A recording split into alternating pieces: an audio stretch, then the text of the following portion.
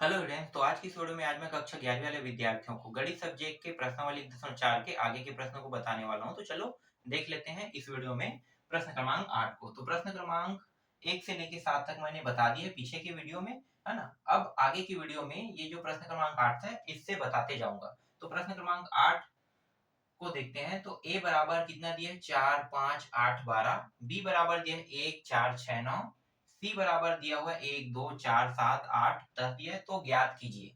दो प्रश्न है, ए माइनस बी माइनस ए माइनस सी माइनस बी दिया हुआ है। ठीक है, तो चलो पहले प्रश्न को पहले हल करते हैं। तो देखो, ये जो है कोष्टक के अंदर है, तो पहले कोष्टक के अंदर को हल करते हैं। तो कोष्टक के अंदर b माइनस ए दिया है, तो b का मान कितना है? b का मान है 1 4 6 9। फिर माइनस a का मान देखना है ना, b माइनस ए, तो a का मान कितना है 4 5 8 12। करेंगे क्या भाई? डेफिनेटली घटा देंगे। सेम सेम मानों को क्या करते हैं, घटा देते हैं, है ना। तो घटा देते हैं, तो देखो 4 4 घट जाएगा। ठीक है, और कुछ घट रहा है क्या यहाँ पे? 6 9 है क्या? नहीं है। तो इसका जो उत्तर आएगा वो कितना आएगा? 1 6 9। ठीक है, 1 6 9 ही क्यों आ रहा है? यहाँ पे तो 5 8 12 भी तो बच रहे हैं, तो 5 8 12 को क्यों नहीं ले रहे हैं? तो याद रखना, जब भी हम किसी मान को किसी पीछे वाले से जहां से घटाना होता है, अगर घटाते हैं तो वहां पे जो आगे में रहता है बस उसके मान मायने रखते हैं, पीछे के मान को हमें नहीं लिखना है। ठीक है, पीछे के मान को बस घटा के देखना है, घट रहा है नहीं घट रहा है। घट रहा है तो उसको हटा देना है। तो देखो ये दोनों दोनों में है, मतलब ये आसानी से घट रहा है। घटने के बाद कितना आया? 0 आ गया इसका। तो ये मान घट गया। अब बाकी जो ये 3 मान बचा है ना, इनका कोई रोल नहीं होगा यहाँ पे। ये मान क्या हो जाएगा? खत्म। बचा क्या? 1 6 9। बस यहाँ पे बचा इनके मानों को लिखना होता है।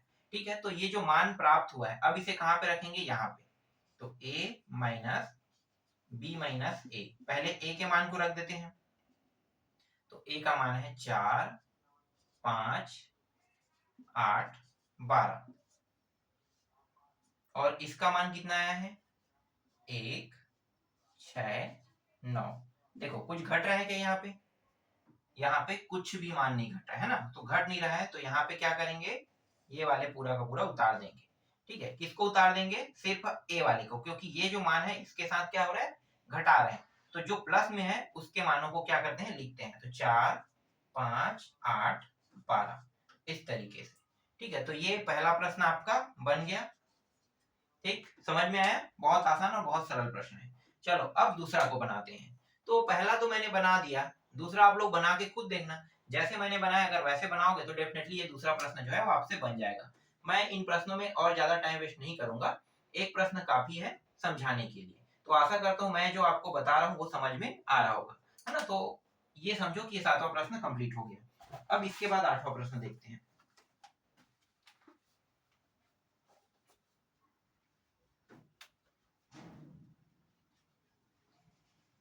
8वां हो गया, सॉरी 9वां, है ना। 8वां के बाद 9वां आती है। यहाँ पे क्या क्या बदलाव करना पड़ेगा? 9वां में, 9वें में तो बहुत सारा बदलाव करना पड़ेगा। चलो पूरा पहले मिटा देते हैं।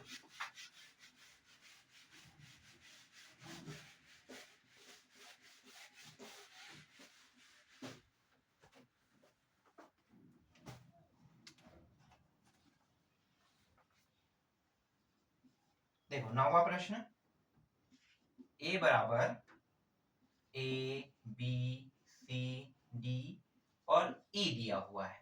इसी तरीके से बी बराबर इस प्रश्न में दिया हुआ है ए सी ई और जी दिया हुआ है।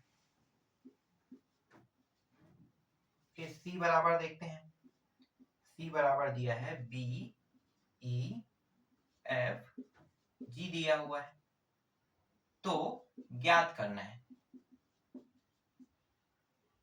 याद करना है मतलब ज्ञात कीजिए कह रहा है। पहला ए इंटरसेक्शन बी माइनस सी, पहला है। दूसरा ए माइनस बी यूनियन सी, और तीसरा है ए माइनस b माइनस सी। ठीक है, तो ये 3 प्रश्न जो है प्रश्न क्रमांक 9 के अंदर दिए हुए हैं। तो सबसे पहले पहला को हल कर लेते हैं। हल पहला क्या दिया है, a इंटरसेक्शन पूरा लिख लेते हैं, a इंटरसेक्शन b माइनस सी।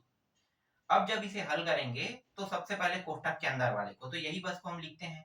ठीक है, तो b माइनस सी, तो b का मान कितना है, देखो a c e और g। क्या करना है, घटाना है किसको, c को। तो c का मान कितना है, b e f g दिया हुआ है, घटा देते हैं। सेम सेम मान देखो जो दोनों में मौजूद हो, तो यहाँ पे दोनों में मौजूद वाला मान जो है एक है e। e बस क्या हो रहा है, यहाँ पे कट रहा है, और g भी है यहाँ पे, है ना, तो g को भी काट दो। अब दोनों को काटने के बाद यहाँ पे आगे वाले में कौन से दो मान आपको दिखाई दे रहा है, a और c।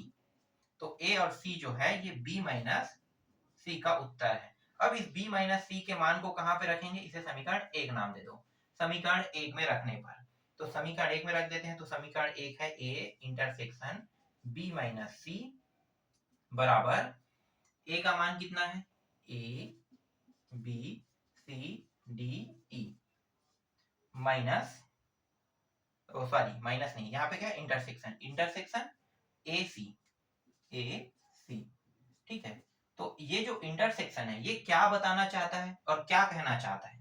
इंटरसेक्शन का मतलब ये होता है कि जो दोनों में मौजूद हो सिर्फ उन्हीं मानों को लेना है। ठीक है, ये जो निशान है ये कहता है कि जो दोनों में है बस उसी को लो। तो दोनों में देखो ए है और दोनों में सी है। ठीक है, तो दोनों में मौजूद है, तो उत्तर क्या होगा, ए सी होगा। समझ में आया, ए और सी बस इसका उत्तर रहेगा। तो ए इंटरसेक्शन बी माइनस सी का उत्तर आ रहा है ए सी।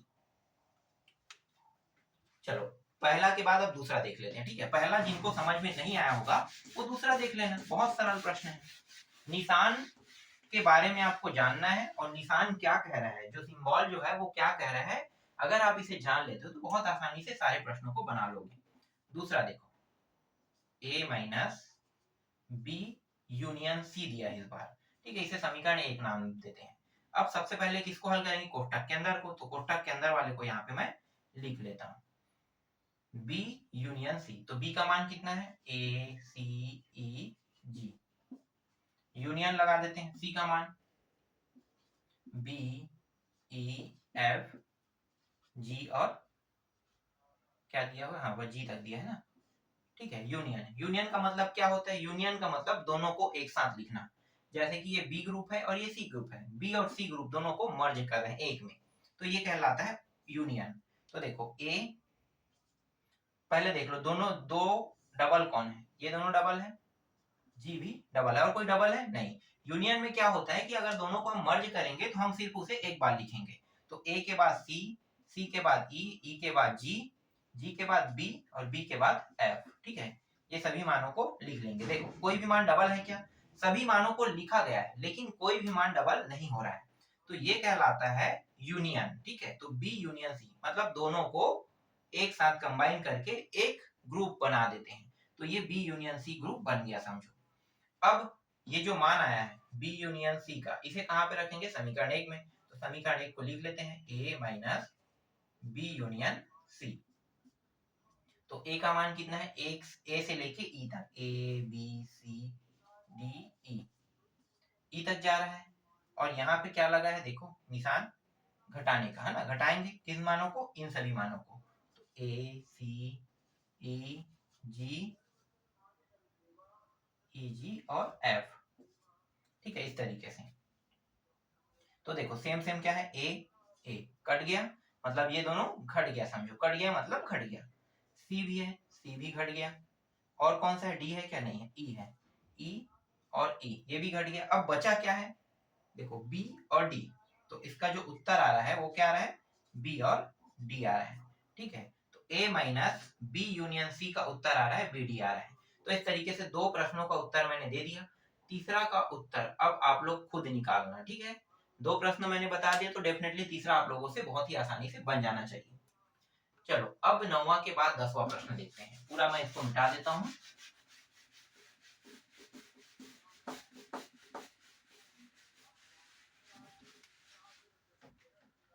अब यहाँ पे 10वां प्रश्न को लिखते हैं।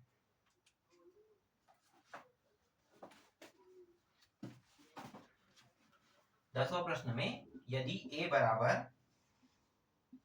1/x अनुपात x बिलोंग करता है n, ये n जो है ये क्या है, प्राकृतिक संख्या है ना, नंबर मतलब प्राकृतिक संख्या, नेचुरल नंबर, ठीक है, प्राकृतिक संख्या। और प्राकृतिक संख्या क्या होता है, एक से लेके ये बढ़ते रहेगा, ठीक है, कहां तक के, अनंत तक के, तो ये होता है प्राकृतिक संख्या, ठीक है। इसका मतलब समझना, ये बहुत इंपॉर्टेंट है, x के मान इसी पे आधारित रहता है। फिर और x से बड़ा 8 है, ठीक है, इस तरीके से दिया हुआ है। फिर यहाँ पे और लिखो, दूसरा मान दिया है b बराबर 1/2x, फिर x, फिर ये भी नेचुरल नंबर प्राकृतिक संख्या के साथ बिलोंग करता है, और x बड़ा बराबर 4, ठीक है, इस तरीके से दिया है। तो ज्ञात कीजिए, तो ज्ञात कीजिए, पहला a यूनियन b, दूसरा a इंटरसेक्शन b, तीसरा a माइनस b, चौथा b माइनस a,